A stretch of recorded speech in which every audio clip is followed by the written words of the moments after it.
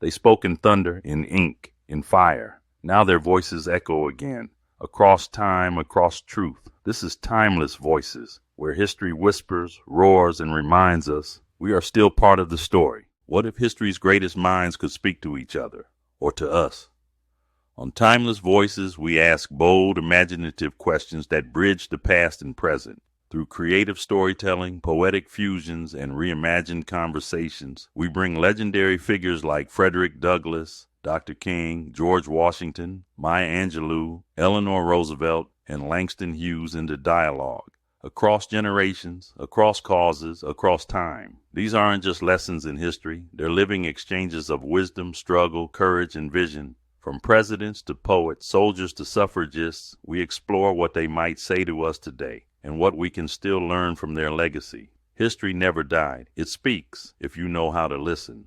The 4th of July, a day when a nation celebrates its freedom, its birth, its promise of liberty for all. But for Black America, that promise has always come wrapped in contradiction.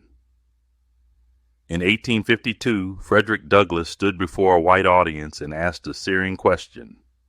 What to the American slave is your 4th of July?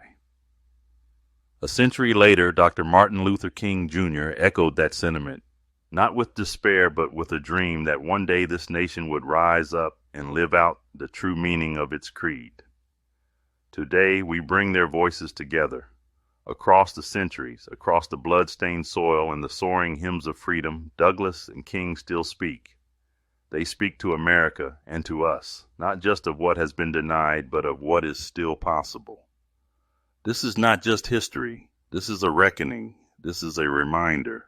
This is a resurrection of timeless voices.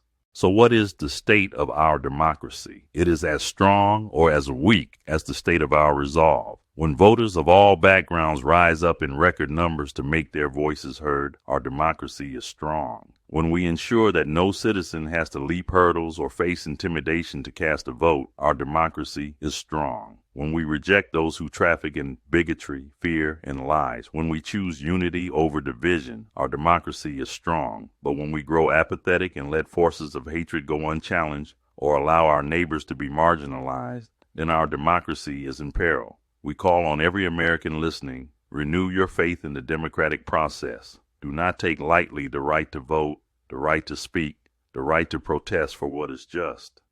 These rights were paid for with countless sufferings and deaths. Honor their legacy by exercising them bravely and wisely. Despite all challenges, I remain fundamentally hopeful about America. I remain hopeful because I have seen hearts change and unlikely alliances form for the common good. I have seen descendants of slaveholders and the descendants of the enslaved working side by side in our time to right the wrongs of history. I have seen a new generation, more diverse, more informed, more determined than any before, take to the streets to proclaim that Black lives matter and that justice cannot wait. This gives me faith that government of the people, by the people, for the people shall not perish from the earth. Our democracy lives whenever and wherever we, the people, live up to our highest ideals. How leaders should lead in times like these. In moments of crisis and transformation, true leadership is tested. How should leaders lead in such times? Let us speak plainly. We have had our fill of those who crave power but shirk responsibility. Those who clamor for the spotlight but are silent when moral courage is required. America hungers for a different breed of leadership. We need leaders who will serve justice and not personal gain. In the words of our combined legacy, we need leaders not in love with money, but in love with justice. Not in love with publicity, but in love with humanity. Leaders must put ego aside and devote themselves to the pressing urgencies of the great cause of freedom. We need leaders who speak truth and inspire hope. A true leader will tell the nation the truth about its failures, whether it be the truth of racial injustice, or the truth of inequality, or the truth of threats to our Constitution, even when that truth is hard to hear. But they will not stop at condemnation. They will light the way forward. They will recall, as we do, that we will not be satisfied until justice rolls down like waters and righteousness like a mighty stream. Such leaders stir our hearts to believe that we can indeed do better, that we can come together to solve our greatest problems. We need leaders who unite and uplift the people. The greatest leaders of our past did not set group against group or stoke the embers of hatred. They appealed to the best in us. They understood the deep truth that injustice anywhere is a threat to justice everywhere. Thus, they worked to build coalitions across lines of race, class, and creed. They sought to heal, not to wound. In our history, whenever a president or a preacher or a citizen leader has summoned us to our common humanity, we have answered by achieving the impossible. So let our leaders today reach for the language of unity, the language that lifts instead of scolds, that clarifies instead of obscures. Let them lead by example, showing integrity, empathy, and a willingness to sacrifice for the public good. Finally, we remind all that leadership is not confined to those with titles. Each of us can lead in our families, communities, and circles by standing up for what is right. These times call for every person of conscience to be a leader in their own sphere.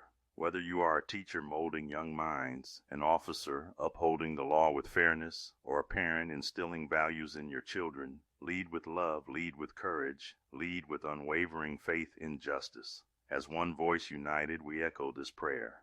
God, give us leaders, leaders whom the lust of office cannot buy, leaders who will not lie, leaders who can stand before the court of history and redeem the times. In conclusion tonight, as our unified voice carries over the airwaves of this nation, we call upon the conscience of America.